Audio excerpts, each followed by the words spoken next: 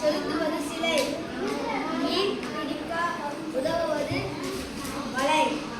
மலர்களில் இருக்கும் தேன். கடலில் இருக்கும் மீன். பூமி உயர்வது மலை. கடலில் எழுவது அலை. பூக்களில் மொய்க்கும் மண்டு.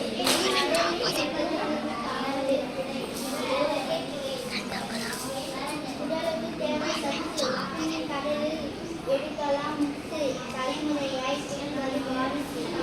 எல்லார் பொருளும் பரிசு.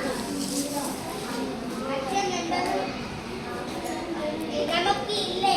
ஆழ்கடலுக்கு எல்லை. எதுன்னு அர்த்தங்க? ஏது நல்லா படிக்கணும். மீன் பிடிக்க உதவுவது வலை. மீன் பிடித்தல் என்பது கலை. என்ன தெரிஞ்சுக்கிறீங்க?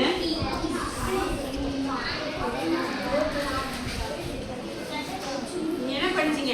சிலை, வலை, தேன், மீன். என்ன இருக்கு?